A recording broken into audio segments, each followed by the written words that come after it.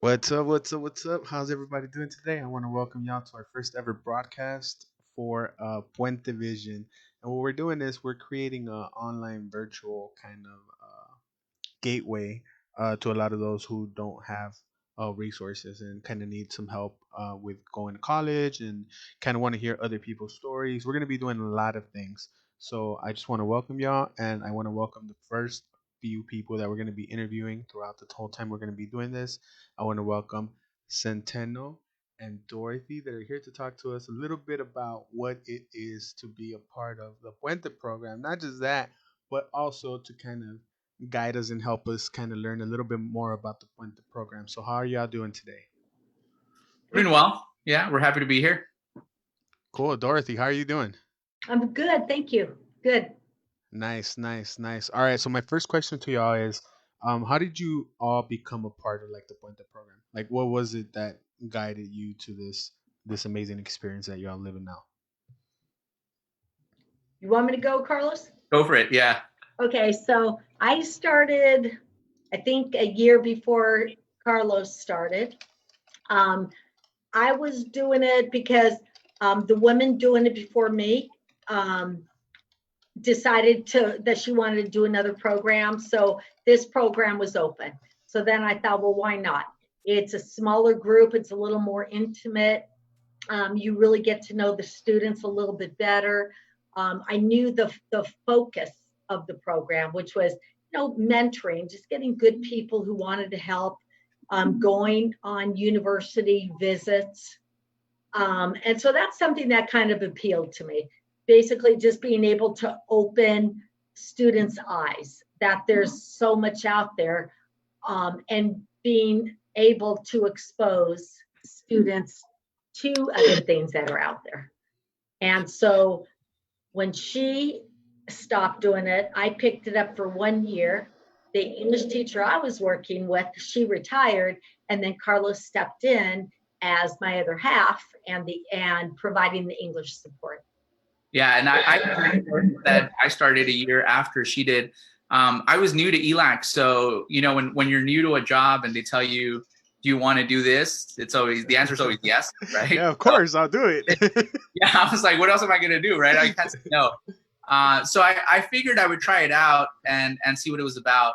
And it actually ended up being really, really good. Like I've been working now since 2009. So I guess, Dorothy, you must have started in 2008. Eight. Yeah. Yeah.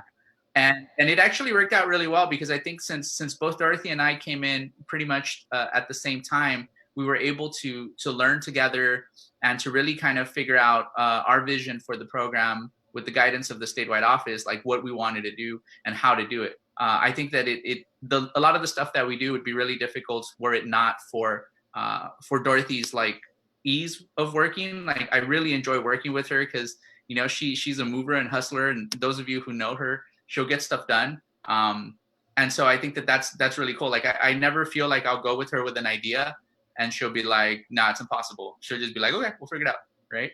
Yeah. And sometimes she'll come to me with an idea and I'll be like, all right, like I'm a little scared, but I'm like, I have faith that she knows what she's doing. Oh, thanks. Yeah, right. That is amazing, right? So y'all been doing this. You said 2008. That I'm not good at math here. If somebody can help me with the math, like I am Oh, how long horrible. is that? How long ago has that been? Like 16. like 14 years. Is that 14 right? years. No. No, wait. I don't wait. I'm not good at math, so I really don't know numbers. This is here. my Can 10th somebody help me? year. This is my 10th year with Puente, Dorothy. It's your 11th year, I think. Oh, okay. Okay. 11. So No, hold on. I should be. so 10, 11 years. That's a long time. Like It's a long time. There you go. how Okay, many 11 generations? years. 11 years. 11 years. Yeah, 11, right? 11. Yeah, it's 11 Okay. years. How like Okay. so you guys had 11 years worth of students Yes. that you've impacted like over me included, right? Over the time that y'all been a part of this program. Um how does it feel when like these students like actually achieve their goal? Go for Dorothy. Um, well, I think it's very rewarding because I know that hard work that the students put in to to achieve what they felt was maybe impossible. So, so I think it's kind of nice over the years to see the growth of when they first came into ELAC. And now years later, they're peer mentors and they've got master's degrees and they're doing other various jobs. I think that's nice to see. I think primarily, just the growth and seeing how much the student has grown up and it has really taken advantage, I think, really of what we've had to offer them. Yeah, I well, I completely agree with Dorothy in terms of the rewarding experience, right? Just actually a few minutes ago, before we got on this conversation, I heard from someone else who I know at a university, and he's like, hey, this Puente student named such and such applied for a job, right? And I'm like, wow, that he's finishing his master's degree in counseling, he's applying for this job, and it's really cool to see the growth, as Dorothy pointed out. I have very close contact with you all, so I know from the time that you come in, some of you come in a little bit more shy, some of you come a little bit less engaged, some of you come in a little bit unsure. Some of you are like hustlers from the beginning, so you're like, you have your plan laid out, you know what you're going to be doing. But it's still really cool to be part of that growth, to see you through the different stages and the highs and lows, right? So I'm thinking specifically about all the like super great times that we've had when we get the good news that someone got into the university of their dreams. But we're also with you when we get those news that it's like, I didn't get into the university that I thought was going to be my dream university, or I got rejected from this opportunity. And I think that's where the real reward comes in, because we're able to like sit down with you and work together collaboratively and be like, we got this, it's not the path that you thought you were going to have originally, but we're going to figure it out together to see what the new path is going to be.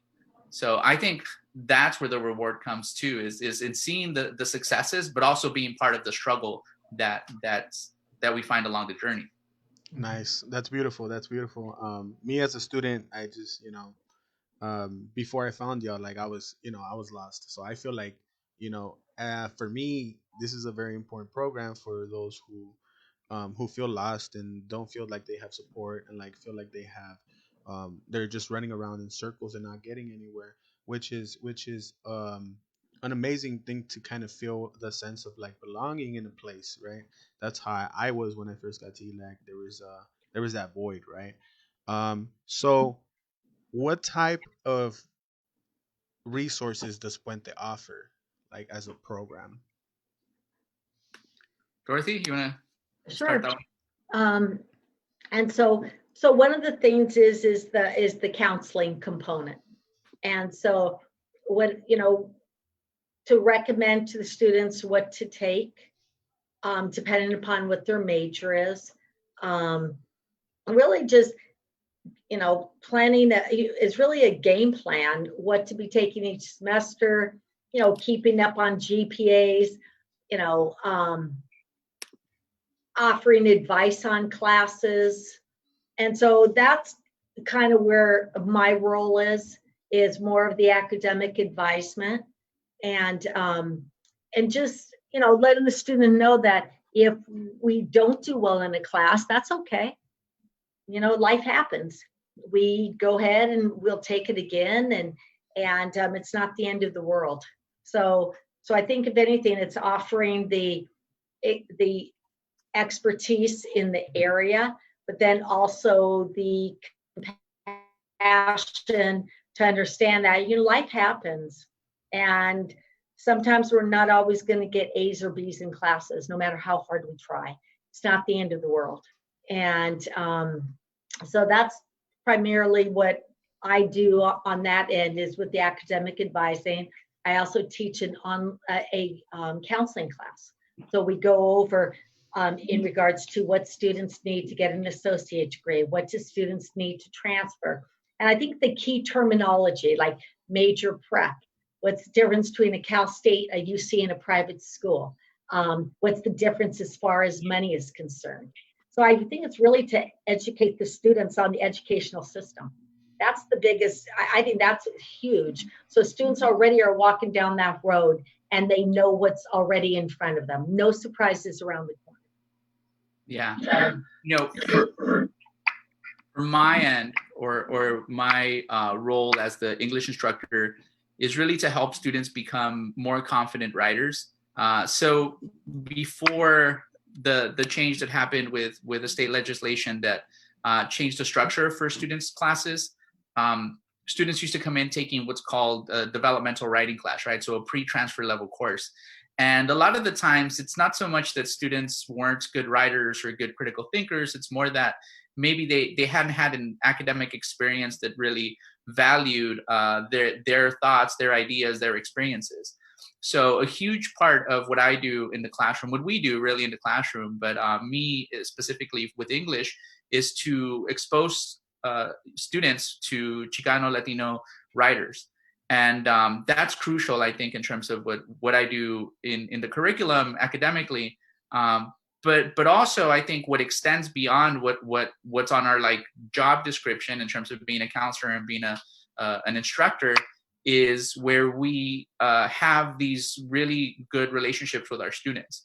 I know for a fact, like students will go to Dorothy to talk about things that are not academic, right? And sometimes she'll talk to them about life. And Pedro, you know this. I was actually reminiscing because we're in quarantine, and I was thinking about how when we were in the English department, I would sometimes go out into the balcony and see you and be like, hey, go call such and such, right? Like, yeah. I need them up in my office, and you'd be like, okay, cool, right? Like you would spread the word, and so I think like these close contact situations make it so that we're an English instructor and a counselor who offer academic advising and help with your thesis, but we also are able to sit with you and talk about your academic journey, the struggles, and sometimes even bring up things that come up for us as first generation college students, or as people trying to figure out how to choose a major, how to deal with our families, or how to deal with just anything that comes up in college. Because as you know, it's not just about the books. When you're in school, there's so many other factors that weigh on a student's success, and I think that's what Dorothy and I are there for. Yeah, that's nice. That's good to hear, to be honest, because I feel that, right? I remember those times when you used to, whistle out your out the balcony right there in front of your office. It was just one of those things where it's like, hey, what's up, Centeno? What you doing up there? But it's that relationship, right? Like that mentor relationship that you develop with like your students that helps us, right? As students kind of get over these hurdles that are kind of placed upon us, right? Already systematically. And for me, just out of like, this is a question that I'm asking because this is how I felt even like before, when I stepped into your, what was it, English 20 class, English 25, English 28, English 28. Yeah, yeah. English 28. So that was my first class with Centeno. So when I first stepped into the class, like I didn't know what was going on. I was kind of lost. And then Centeno approached me about a Northern California trip, and I was just like, wait, what is this, right? Like, what are you talking about? I did not know that there was other schools out there. Like, that's just like my narrow-minded kind of way of thinking. When I first started school, I didn't understand the academics as a whole. So for me, this is important, but I want y'all to kind of give me information about how do you see students grow from the day like they leave to, like, before they go to this very beautiful trip, and when they come back, like, what is that change that you see in students that go on this trip coming back from it, and how does that impact their academic career? Before we get to some of those changes that we witnessed on the trip, this is one of those examples of like, I want to give credit to Dorothy, because we, when I first started doing this job, I was younger, right, and had more energy.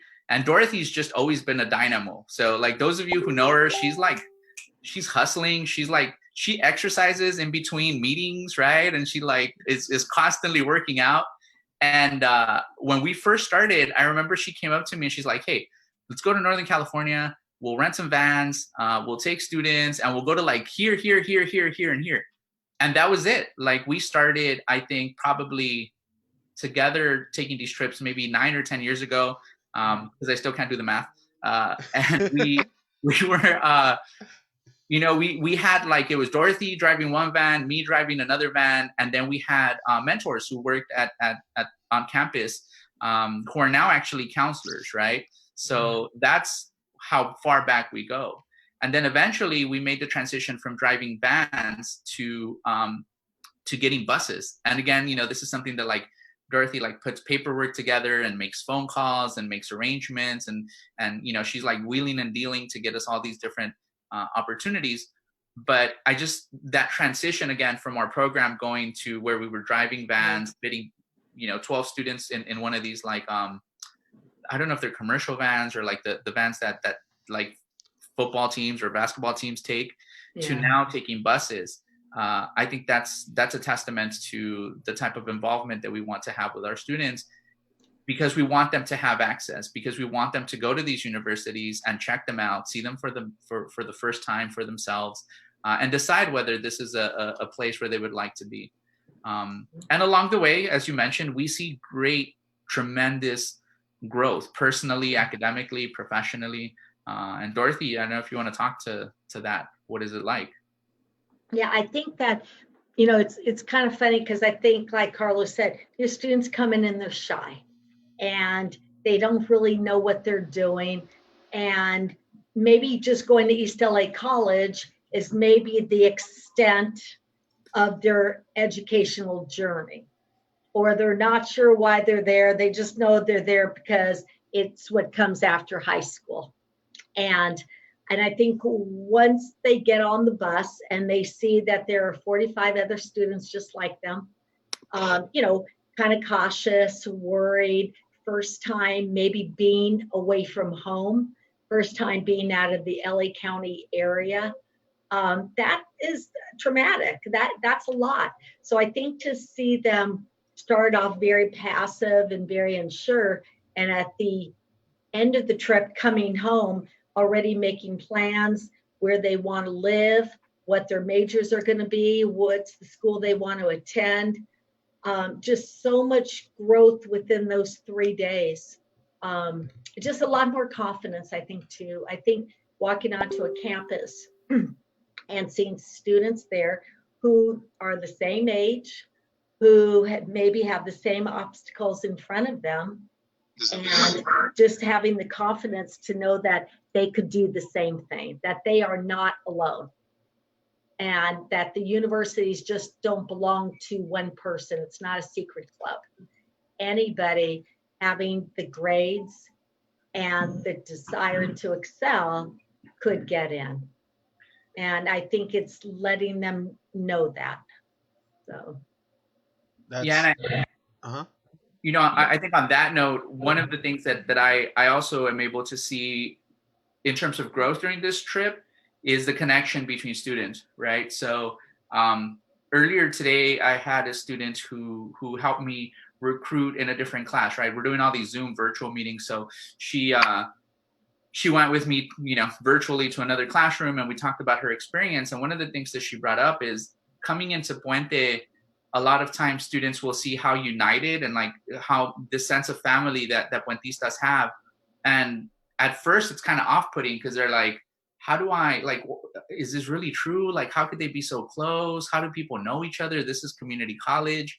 And it's not until you go through the first year, I think, of Puente, and specifically that Northern California trip, where students really become connected.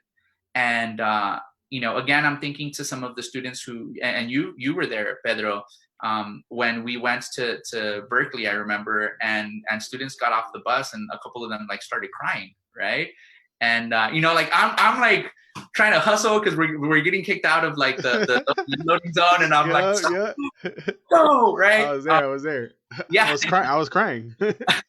But it's a trip because it comes back to what Dorothy was saying. Like, these colleges don't belong to just one group of people, and I think that in order for that to be a reality, we need to make them accessible.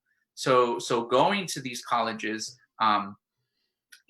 she brought up seeing students of the same age, and that's crucial too, because when we say that, we don't mean like seeing students who are fresh out of college or fresh out of high school.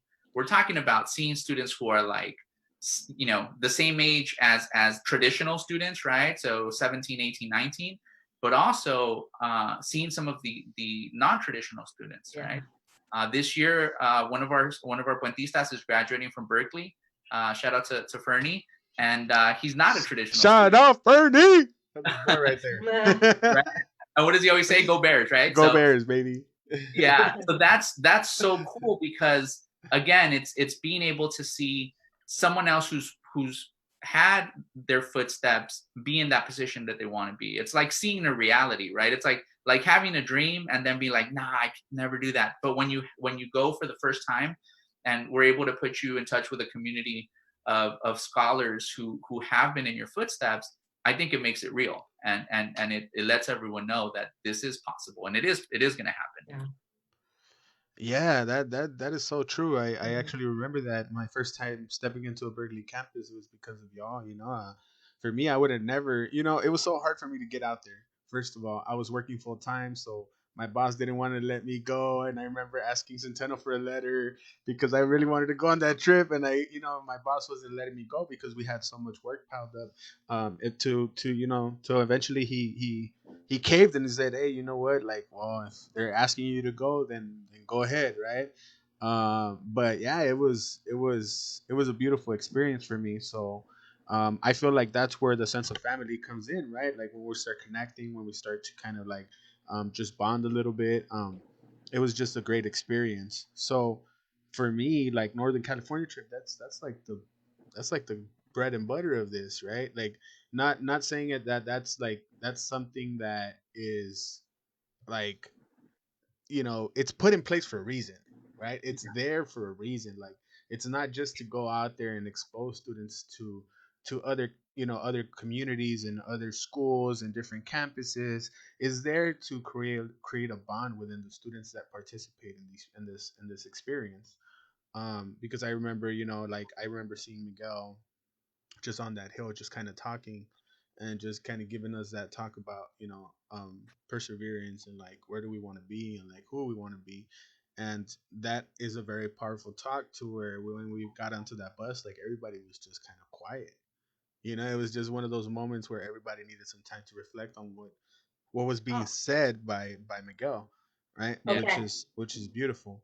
Um, so it's that type of experience and involvement that keeps a lot of the students that Oh, participate in this right. program here, right? So my next question to y'all is like, what is it that with this whole pandemic thing, right? Like, what can we do to like further help each other, right? Create awareness and spread out like information about like college and the program, right? The program itself, so that we get students involved and like wanting to be a part of this program. I think one of the things that we've been doing, and you've been a part. Well, this, right? I think this is really important because um, I've been reflecting a lot on different situations, and one of them definitely feels like no matter what. So far, we've had like a semester taken from us, and it's looking like we're going to have at least one more semester, if not more, taken from us, and it's a shame, right? Because you mentioned the Northern California trip. Fortunately, this year's cohort had a motivational conference at UC San Diego, which is also a keystone of our experience in Puente. But going forward, some of these things are definitely being affected. The UCRP Leadership Conference at UC Riverside, the UCR Writers Conference at UC Riverside, so many other programs that we encourage our Puente students to attend that are residential at universities are not going to happen. So I think that you've decided to head along with other Puentistas is great, because it provides access to this year's cohort to the stories that will really hopefully help motivate them and encourage them to continue. And one of the things that I keep on repeating is that this pandemic's going to pass, and the stay-at-home orders are going to pass. So how do we come out of it in the future is going to be really important. And I think that this is important because, in my worst days, and I think this happens to our students as well, in my worst days, I feel like, man, what's the point? Like, why am I helping out, or why am I doing this? But then I got to remember that when it passes, I can't just like wake up and be like, oh, I just let a semester or a year pass me by. I need to make sure that I'm fully prepared to succeed. And so that's the same thing that I've been advising to students is continue staying in touch with the alumni, focus on getting together with the Puente social network, keep on talking to Dorothy, keep on working on your assignments, because a semester from now, a year from now, when it's time to apply, you need to come out stronger than you went into this pandemic. So I think that's one of the things, and I know Dorothy's been working with students as well, still continuously. So yeah, and it's hard. It's really tough, because when you're used to being around somebody face to face, and you kind of feel alone and isolated because you don't have that one-on-one that physical contact provides. And sometimes too, the students don't have the resources as far as the computers or the knowledge to do a Zoom meeting or what have you, because we didn't really have time to prepare. Or those who didn't have time to prepare how to do Canvas and how to do an online class. And it's just, it's very hard. But I mean, and so I just say to students, you know what, instead of taking 4 classes, let's just drop it down to 2. Let's figure out how to do this Canvas and how to do an online course. And let's just kind of ride this wave. And then when things get better and we open up, we'll go back to increasing our units and with our academics. But it's like, you can't give up. I mean, this is hitting everybody. And you don't want to give up with this, because it's not going to be forever. You know. Yeah, I think that's that resilience and that hard work that has always characterized our Puente students is going to be super important. And I see it, like I already see it with this year's cohort, where I was talking to them the other day during class. Like, they reach out to each other, and sometimes someone will send a message and say like, I'm really struggling. I think this is it. I'm calling it quits. And a bunch of them like jump in and they're like, no, you can't do it. We got this. And I think that's so important, right? So staying close in community, staying close with a support group is really crucial right now in order to continue succeeding. And, that goes for students, that goes for faculty. Like, one of the coolest things for me is when students ask me how I'm doing. Because I'm always checking in on them, like, hey, how's it going? I send like every other day, I'll try to send like 2 or 3 text messages to alumni, just to be like checking in with them. And when they flip it and they're like, oh, I'm hanging in. What about you? How are you and your family doing? I'm always like, oh yeah, huh? Yeah, I guess I too. But I think that this is so important, right? The fact that we continue to check in with each other, continue to encourage each other, continue to learn from each other's stories is going to be so important. So we're gonna come out stronger no matter what. And I'm gonna come out a little chubbier because like I haven't been wearing sweatpants. You've been wearing sweats? Oh man, that's weird, bro. Shirts, even though I don't play basketball, but it's getting hot. So. Yeah. Hey, I know how that feels, man. I've been through that. So just be careful. Don't go overboard, because you know what I'm saying. Like, Dorothy will be in check. She's gonna be like, "Let's go running." I know, right? Hey, that's great. That's great. I'm gonna check everybody's fitness levels when we get back. That's good. I need somebody to check my fitness levels. So Dorothy, I might be seeing you after the quarantine. All right, that's fine. Because honestly, I'm trying to get them up there. So it's great. So I appreciate y'all for doing this. I appreciate for taking your time and kind of coming here and kind of talking about the Puente project and what Puente does. Is there anything that you guys want to tell the people that are watching, or the people that are going to be watching this, right? Because it's going to stay up on the page. Is there anything else y'all would like to suggest, or kind of just tell people during these hard times that we're kind of living? You know what? Just can't give up. Life goes on, and you're just going to have to, this is just the new normal for a while.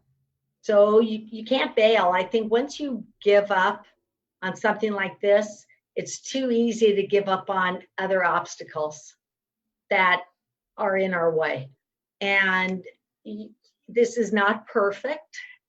Nobody expected this, but we have to deal with it. Life is not perfect. And we're always going to have stuff thrown in front of us, and we're always going to have adversity, and we've got to figure out a way to overcome it. Life's not that easy.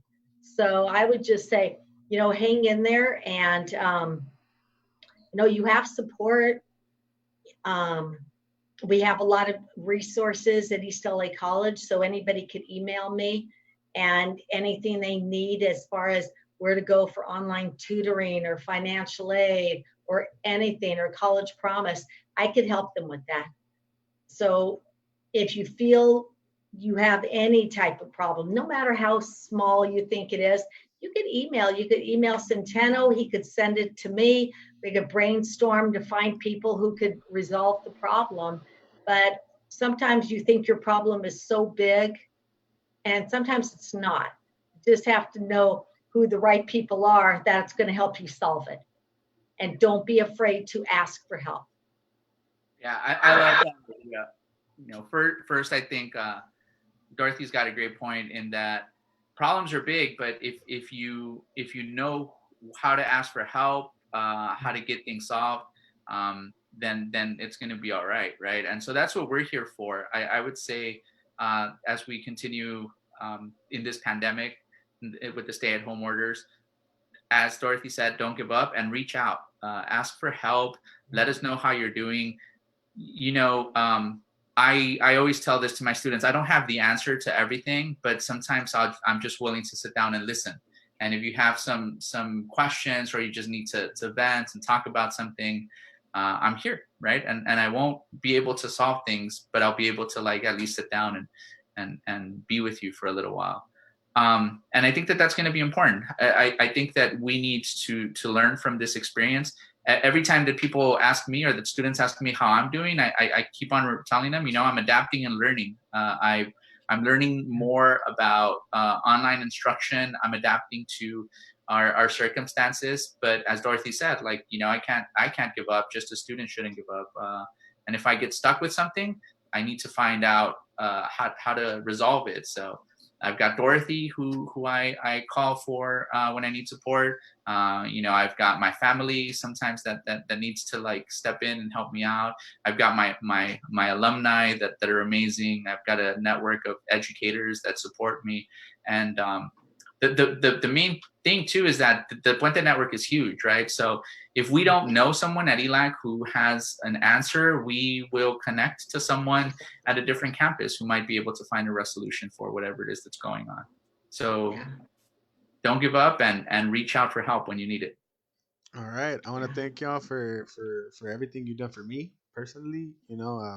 Y'all have been a big part of my growth and my education, and I honestly wouldn't be able to do it without y'all, because I would have still been lost at ELAC if it wasn't for Centeno and Dorothy, who kind of guided my way out. So I appreciate y'all. Have a good day. I'm gonna end this, and hopefully everything is good with y'all and your families are safe and everything.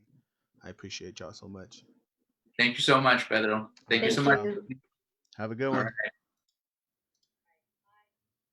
All right, y'all. Thank you for logging in and tuning in. I want to thank everybody who reacted to the video. I want to thank everybody who shared it, everybody who kind of just posted a comment. There's a few comments in there for Dorothy and Centeno, so that they can see once they're done with the transmission. We'll make sure that they see those comments. Thank you so much. I appreciate every single one of y'all. And remember, stay safe, and just let's just keep living. You know what I'm saying? No, don't never give up. It's one of those things that sometimes it's hard to do, but let's make sure that we keep on living, and let's get our education on. All right, y'all. Thank you.